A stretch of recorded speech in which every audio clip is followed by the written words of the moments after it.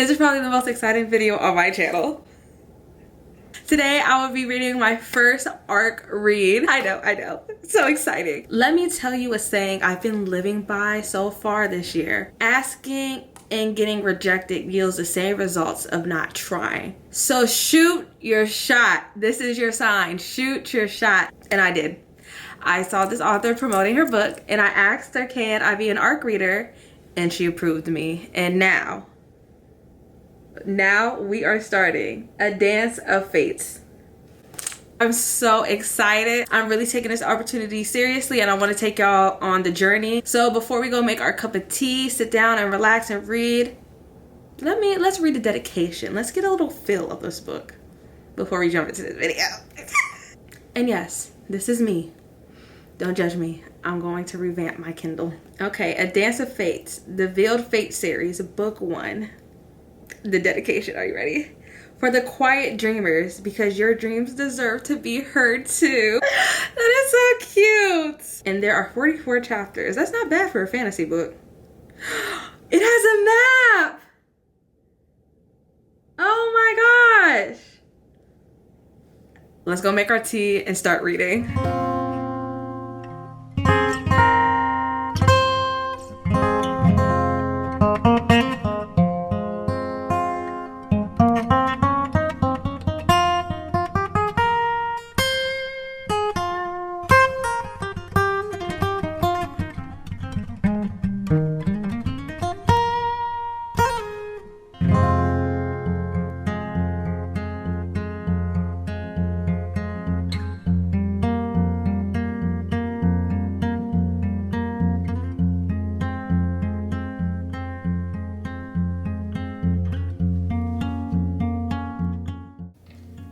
First impression.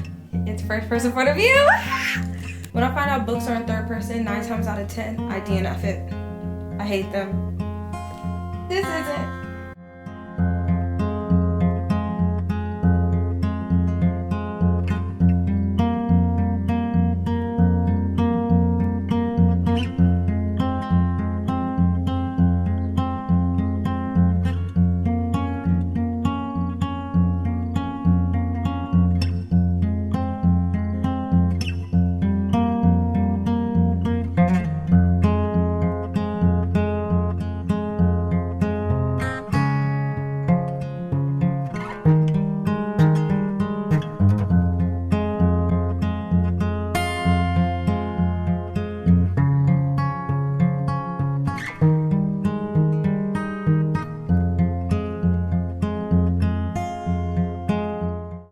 Oh my gosh, I thought I was on chapter 2. I'm on chapter 3 and I'm like, who is this man and how does she know him already?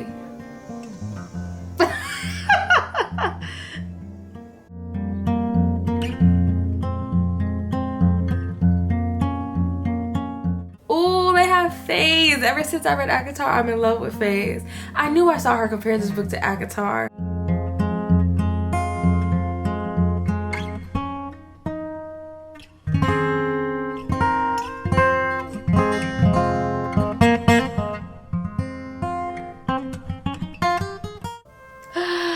It's dual point of view. Oh my gosh. The more I read, it's just getting better.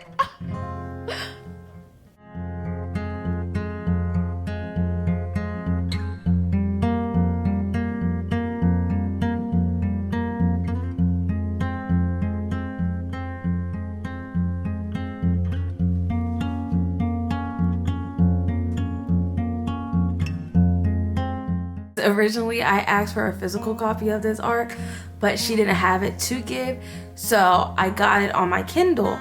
And I guess so did the other ARC readers, because why am I seeing some of their annotations? Should I show? I hope their annotations doesn't spoil the book for me, because I'm really enjoying this book. So far, it's giving enemies to lovers. I know they're going to turn into lovers. We all know this. In the beginning of the book, they stated that she's 18. And you know, 18 is such a fickle number because it's like she's still a teenager, but she's old enough for this book to have smut in it. So I'm hoping, I'm just praying that it has smut in it.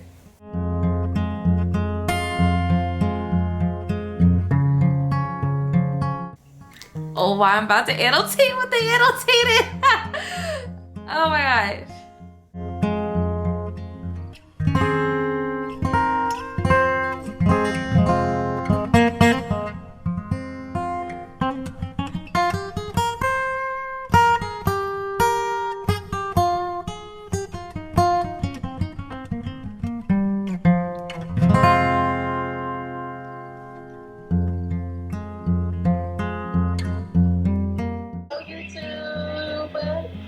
Your cousin, the bestest, the blessed.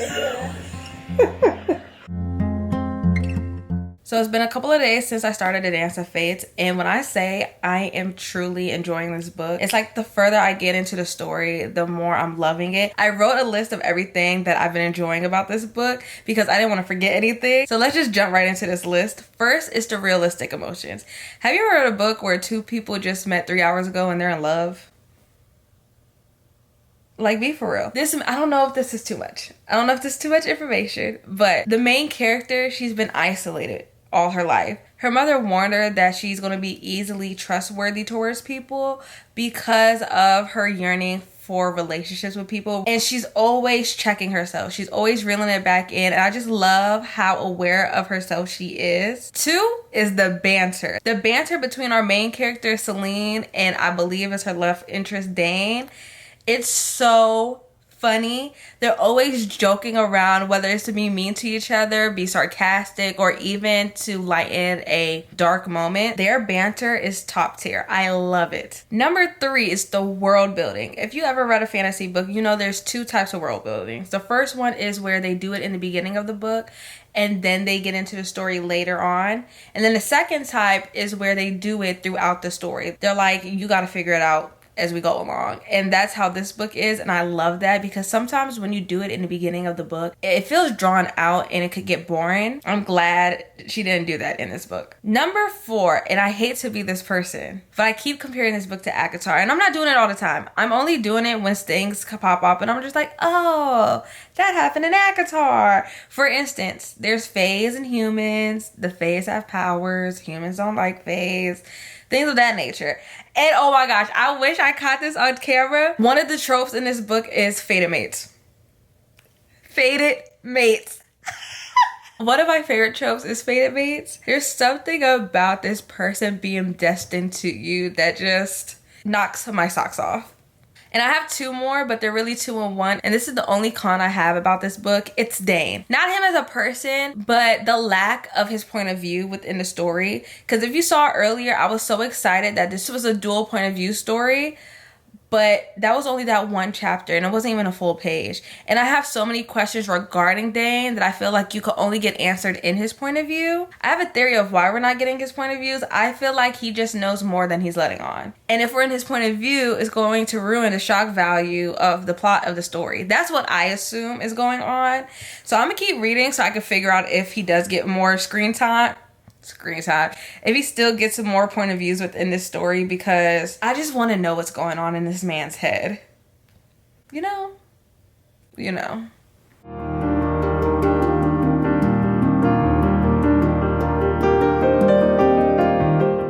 I forgot to tell y'all, I'm on chapter 13, page 141. I do feel like this book was Greek inspired because Dane's uncle pops up in the story and he has a Greek name.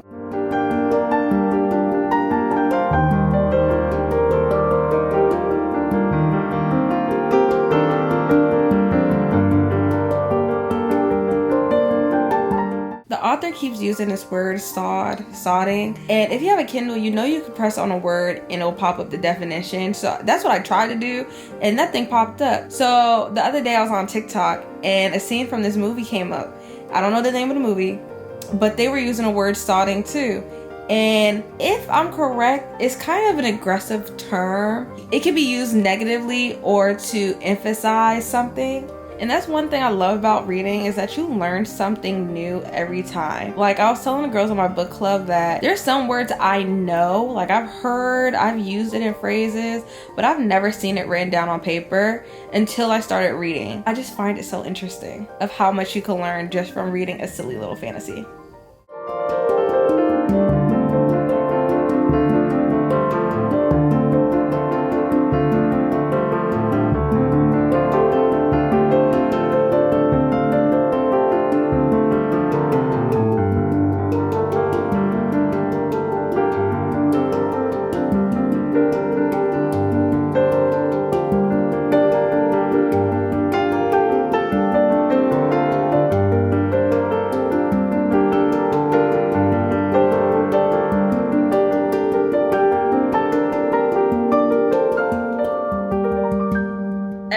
I'm not recording is when I start reacting. Because remember how I told y'all that I'm going to keep reading to see if we get Dane's point of view? We never do. We are stuck in Celine's point of view. And all of a sudden, we get one of her friends' point of views. Like, I know there's no context for you guys to understand how crazy this is, because I don't want to spoil anything for anybody. But this is crazy. This is crazy. I'm on part 3 on chapter 32, and I'm on page 413. I got like 82 more pages to go. This...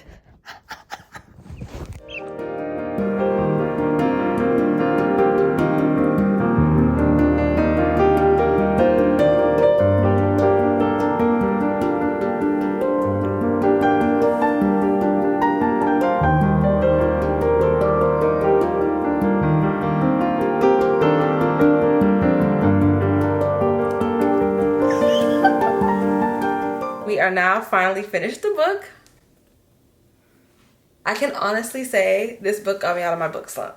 That's crazy. But because I'm in my book slump, I personally feel as though it might have altered my rating, because my rating system is kind of funny. It's really based on my mood.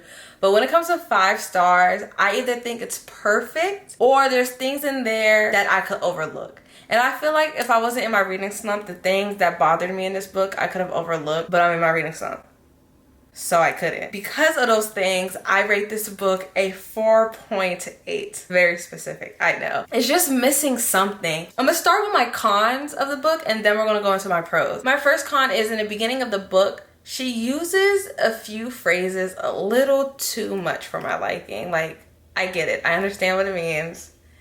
But once you get further into the book, it calms down a lot. My second thing is, I don't know how to explain this. There's a multiple point of views in this book, but your main point of view is Celine. But the way she sets it up in the beginning of the book, I thought it was like a romantic dual point of view. It's not. I mean, I guess it is. Like, I don't know how to explain it. In most romance novels with dual point of view, maybe 1 or 3 chapters in a row of the female character and then the male character, and it keeps alternating between the two. That didn't happen here, and I could just be talking from a hurt place because I was really looking forward to that dual point of view. But I don't know, I feel like that could have been written a little better. But other than that, the whole book, 9 out of 10. The author does a really good job of predicting the reader's questions or curiosities and answering them throughout the book. I feel like throughout the book, because it's broken up in 3 parts, the shock value, the plot, it thickens and it gets better each part, and I really enjoy that. I know I just complained about this, but I actually really enjoy the point of views. Not more so in the beginning of the book, I feel like it was unnecessary, but at the end it was so good, and it made me want more POVs from other characters. And these are just some thoughts I have that I hope happens in the second book. Oh, can I talk about it? I can. Oh, wow. Anyway, like I said, I was in a reading slump, so this is the only book I completed in February, and I really enjoyed it. I really did. My rating speaks for itself. I can't wait for book 2. I hope I applied to be an ARC reader for book 2, so let's cross our fingers. Not only to get your hands on this book, but to get it at a discounted price, click the link in my bio for 15% off using code 15OFF, ADOF, the abbreviation of the title. And the discount is for everything on her website. If you don't want to purchase through her website, she's also selling this book on Amazon, which will also be linked below. If you're into romances, this is the book for you. Go purchase it. You won't be disappointed. With that being said, I'm gonna go stare at a blank wall and think about what happened at the end. I hope you guys enjoyed.